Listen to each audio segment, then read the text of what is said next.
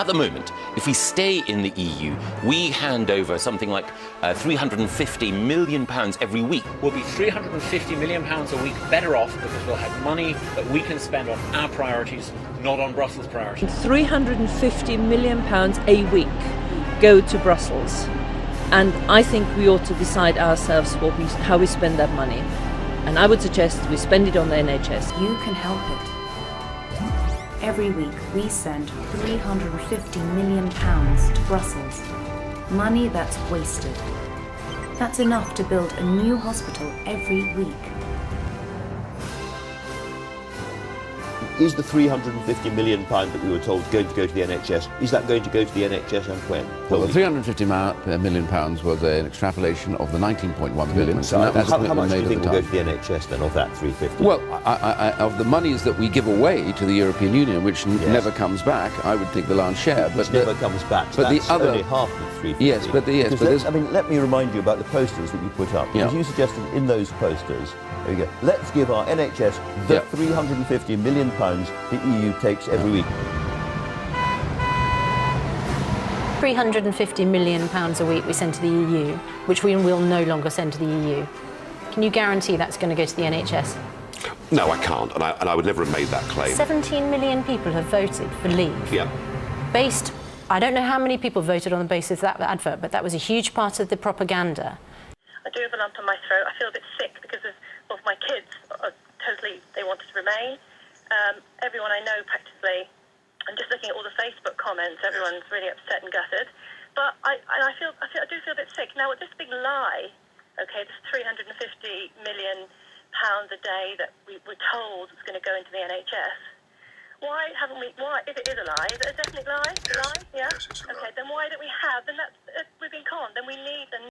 Take back control of huge sums of money, £350 million a week, and spend it on our priorities, such as the NHS. Good afternoon, you're watching Sky News. The latest NHS figures are out and they make for pretty worrying reading. The government has admitted the health service will miss its A&E targets for at least another year. When in a letter to Truss, the head of the NHS in England has warned targets must be met by March 2018. Well, let's take a look at some of them in a bit more detail. And once again, key targets for A&E and on ambulance response times missed in January. In fact, they haven't been hit for almost 2 years now. Patients in A&E should be admitted or discharged within 4 hours in 95% of cases. But in January, that happened only 85% of the time. And the figures show nearly 1,000 patients had to wait more than 12 hours. That's compared to just 158 in January 2015. Now, ambulances should reach patients with life-threatening conditions within 8 minutes in 3/4 of cases in January. That happened just 2/3 of the time. And if a GP suspects you might have cancer, you should start treatment within 62 days, and that's in 85% of cases. However, 79.7% is the lowest on record. Well, speaking earlier today, the Health Secretary, Jeremy Hunt, said the government remains committed to the A&E target.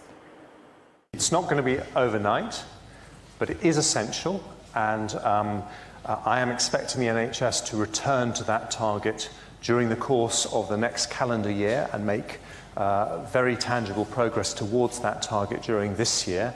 Some of the tools now have been put in place, but also it's going to take a huge focus by management and staff in the NHS to do that. But we're absolutely committed to this target. We think it's the right thing for patients.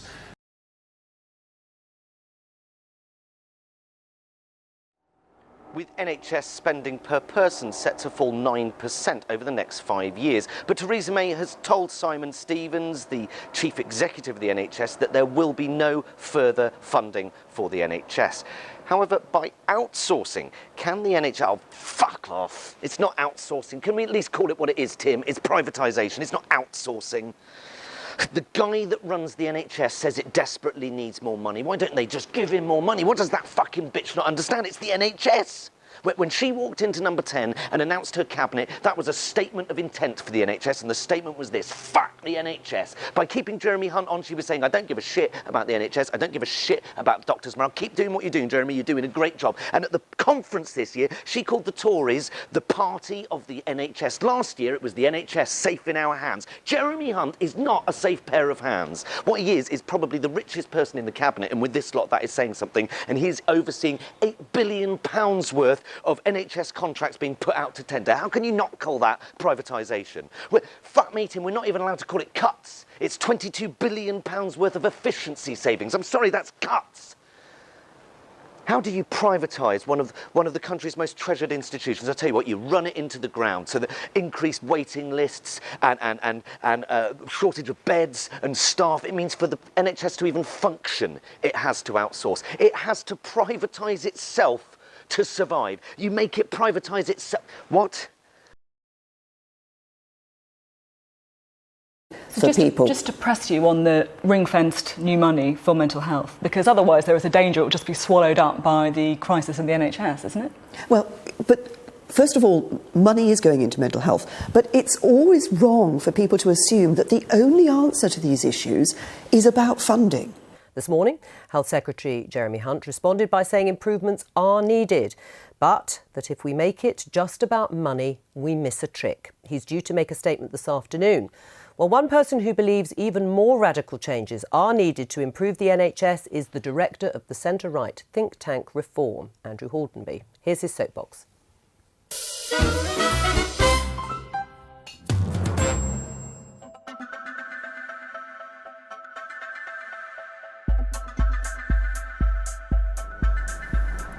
Over Christmas, Liberal Democrat leader Tim Farron joined a long list of politicians wanting to spend billions more on the NHS.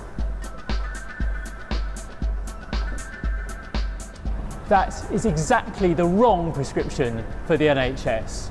It would stop in its tracks a revolution in healthcare practice and technology which is going to transform the service and help it meet rising demand.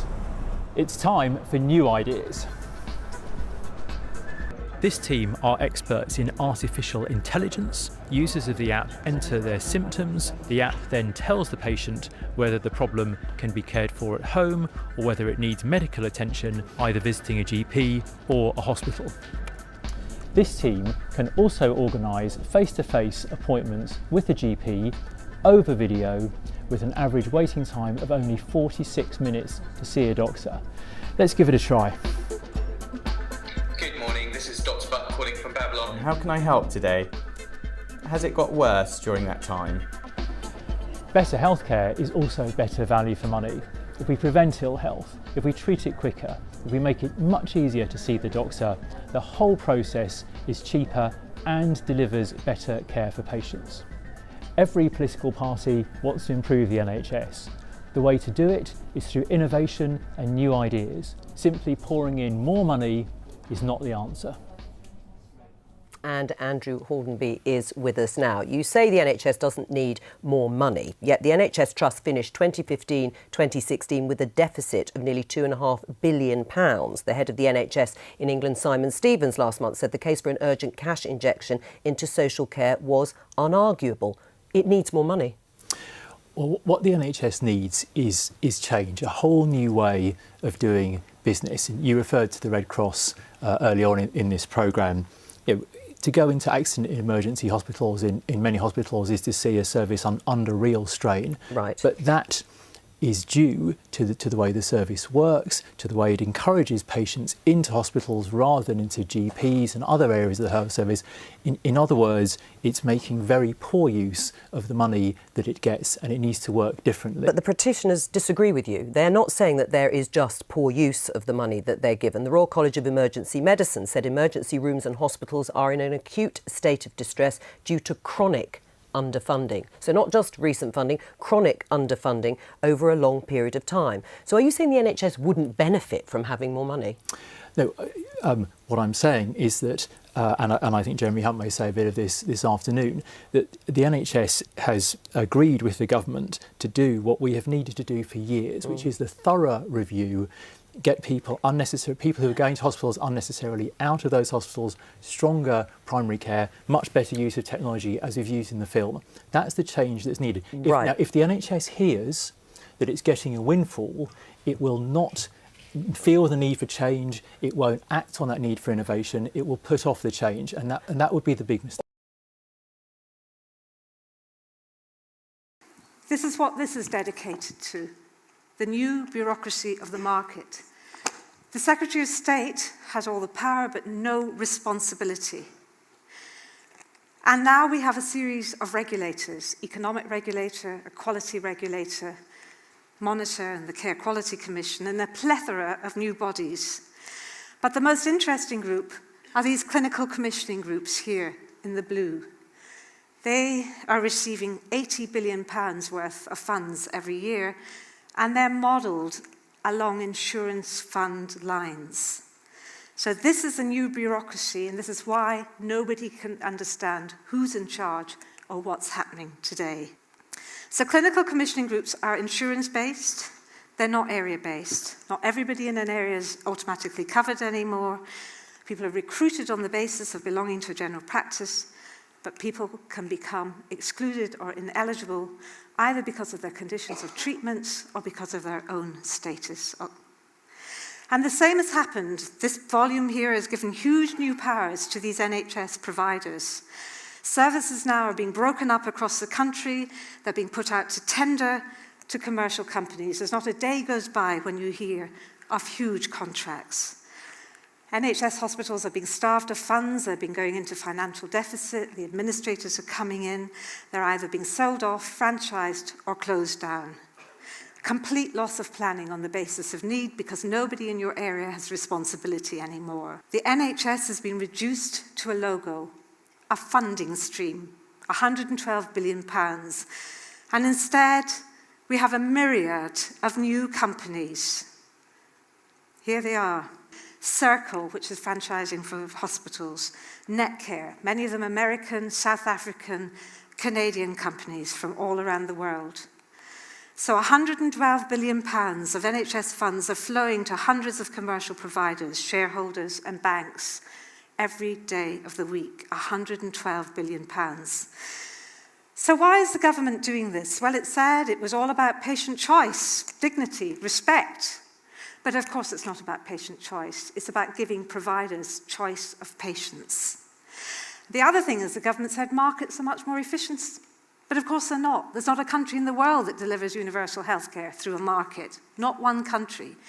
And if anything, all the evidence shows that when you bring in a market, it becomes much more expensive. But the second thing that we should remember is the American healthcare system. America is what it's modelled on. 18% of GDP, the outlier at the very end. Twice what Britain's GDP is. And yet, in America, 61 million people, 1 in 5 people go without healthcare. They have no health insurance or coverage. 2/3 of all medical bankruptcies are due to healthcare bills. And millions of people spend 10% on healthcare costs.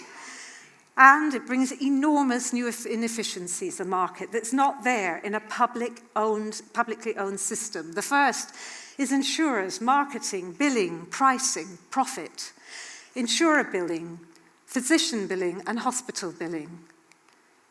Take a bigger and bigger, and then the administration costs, so that only 60%, 60 to 64% is left for medical care, to employ the staff, to buy the drugs, to buy the medicines. In the NHS, it was the most efficient system in the world. It was only 6% of the total budget went on administration costs, compared with what happens in the US, where it's between 30 to 40%. But markets also bring new pressures, because one of the things is that the job of a commercial provider is to find a treatment that you don't necessarily need, but that somebody will pay for. And the Institute of Medicine in the US has come out at nearly $3 trillion spending in the US, where more than $1 billion, $1.5 billion is completely wasted. Sorry, $1 trillion is completely wasted. The noughts are too many to comprehend. Unnecessary services. The companies that now in the UK, like Hospital Corporation of America, are being done for fraud and embezzlement and treating patients for heart surgery that they didn't actually need, inefficiently delivered services, excess administration costs, prices that are too high, misprevention opportunities. From the most distinguished Institute of Medicine report, over $1 trillion. Extraordinary. That's what lies ahead for us, because it's the American companies and the American health insurers that have been putting pressure to remodel the NHS along US lines. I am honored to have Prime Minister Theresa May here for our first official visit from a foreign leader. This is our first visit, so great honor. We look forward to working closely with you as we strengthen our mutual ties in commerce, business, and foreign affairs.